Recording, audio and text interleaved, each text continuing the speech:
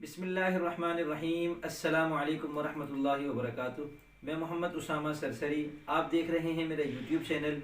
इस चैनल पर उर्दू ज़बान, अरबी ज़बान और फ़ारसी ज़बान नीज़ शेर व अदब से मुताल्लिक़ रोज़ाना कुछ न कुछ नया सीखने सिखाने का सिलसिला जारी रहता है। अगर आप अपने यूट्यूब चैनल के इस्तेमाल को बामकसद और मुफीद बनाना चाहते हैं तो इस चैनल को सब्सक्राइब कर लें। तो आइए वीडियो शुरू करते हैं और कुछ नया सीखते हैं।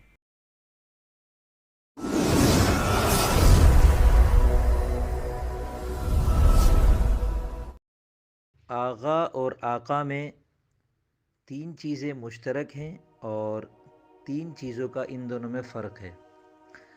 फ़र्क और मुश्तरक बातों से पहले ये जान लें कि इन दोनों में सनअत जिनास भी पाई जाती है। सनअत जिनास क्या है? किसी कलाम में ख़्वाह वो शायरी हो या नसर कलाम हो, एक से ज़्यादा ऐसे अल्फाज इस्तेमाल किए जाएं जिनके ज़्यादातर हुरूफ एक जैसे हों। तो आगा और आका में आप देखें, अलिफ मद आ दोनों के शुरू में है और दोनों के आखिर में अलिफ है, बीच में सिर्फ़ क़ाफ़ और गैन का फ़र्क है, तो इसको सनअत जिनास कहते हैं। इन दोनों में तीन बातें मुश्तरक हैं और तीन चीज़ों का फ़र्क है। तीन बातें इनमें मुश्तरक हैं। पहली बात तो ये है कि इन दोनों के कुछ मतलब तो अलग अलग हैं, लेकिन एक मतलब इन दोनों का मालिक है, मालिक, साहिब। और इसमें मज़े की बात एक ये है कि जो इनके मतलब अलग अलग हैं, उनमें से एक मतलब के तहत दोनों अलग अलग रिश्तेदारों के नाम भी हैं। और दूसरी मुश्तरक बात यह है दोनों में कि इन दोनों का अरूज़ी वज़न फ़िअलन है। आका, आगा, ये दोनों फ़िअलन यानी दो दो के वज़न पर हैं। तीसरी बात इनमें यह है कि इन दोनों का हरफ रवी एक है और वो है अलिफ़। तो इस मुनासबत से इनके कवाफ़ी भी एक ही हैं और वो ये हैं आका, इबका, उनका। ये तीन तो ऐसे हैं जिनमें क़ा की मुनासबत की वजह से सनअत जिनास भी है। आगा, इल्गा, दागा, मुर्गा, चरगा, इनमें आपस में सनअत जिनास है। ये सब हम काफ़िया हैं। इनके अलावा आबा, आपा, आहा, आदा, आज़ा, इफ़शा, अच्छा, बावा, बोना, बतहा, बहरा, भूसा, तिक्का, थाला, झूला, हलवा, खुरमा, दरिया, सस्ता, सक्ता, शर्मा, लावा, लहका, महका, मुखड़ा, नथना, नहला, इस्तिस्ना, इस्तिहया, इस्तिदआ, इस्तिस्का, इस्तिफ़ा, इस्तिगना, इस्तिक़रा, इस्तिंजा, इस्तिहज़ा, रखवाला, सन्नाटा, शर्मीला, मतवाला, मिटियाला। तो ये जो मैंने काफ़ी आपके सामने रखे हैं, ये बहुत थोड़े से हैं उनके मुकाबले में कि जो अलिफ़ काफ़ी के तहत आते हैं। यानी वो तमाम कवाफ़ी जिनके आखिर में अलिफ़ हो, वो ज़ाहिर सी बात है सब हम काफ़िया हैं, वो बेशुमार हैं। वो सब आका और आगा के काफ़िए बन सकते हैं।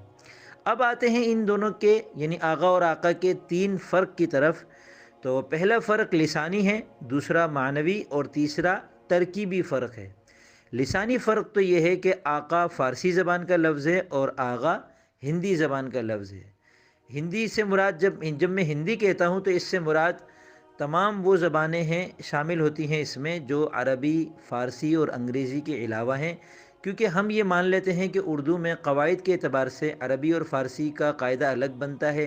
अंग्रेज़ी तो अब शामिल होने लगी है और इनके अलावा जितने भी अल्फाज हैं वो सब हिंदी के तहत आते हैं, और चूँकि वो फ़ारसी मुरक्कबात में शामिल नहीं हो सकते, इसलिए हम उनको और दीगर वजूहात की वजह से हिंदी अल्फाज कहते हैं। तो आगा हिंदी है और आका फ़ारसी है। दूसरा फ़र्क इनमें मानवी है और वो ये है कि आगा का एक मतलब है मालिक और एक मतलब है बड़ा भाई, और आका का एक मतलब है मालिक और दूसरा मतलब है खाविन और तीसरा मतलब है हाकिम। और शोहर को भी आका कहते हैं। तो इस एतबार से देखें कि एक रिश्तेदार आका में है और एक आगा में, यानी आगा बड़े भाई को कहते हैं और आका शोहर को कहते हैं। तो ये वो चीज़ है जो मैंने पहले आपके सामने अर्ज़ की थी वीडियो के शुरू में। तीसरा फ़र्क इनमें तरकीबी है और वो ये है कि आका चूँकि फ़ारसी है, इसलिए उर्दू में मुस्तअमल मुरक्कबात फ़ारसिया में लफ्ज़ आका तो आ सकता है, आगा नहीं आ सकता। और वो मुरक्कबात फ़ारसिया क्या हैं? मुरक्कबात अतफ़िया, मुरक्कबात इज़ाफ़िया, मुरक्कबात तौसीफ़िया, यानी वो दो अल्फाज जिनके बीच में सिर्फ़ वाव हो और के माना में, जैसे सब्र व शुक्र, ग़ुलाम व आका, تو اس میں آقا تو آ سکتا ہے، اس میں آغا نہیں آ سکتا، ہم غلام و آغا نہیں کہہ سکتے۔ اسی طرح جیسے آقائے نامدار ایک ترکیب ہے، تو اس میں آغائے نامدار کہنا درست نہیں ہوگا، کیونکہ آغا فارسی کا لفظ نہیں ہے، اس لیے اس کو یہاں ہم آقا استعمال کرتے ہیں۔ تو یہ تھی آپ کے سامنے لفظ آقا اور آغا کے بارے میں پوری تفصیل کہ ان دونوں میں صنعت جناس ہے، اور تین باتیں ان میں مشترک ہیں اور تین چیزوں کا ان میں فرق ہے۔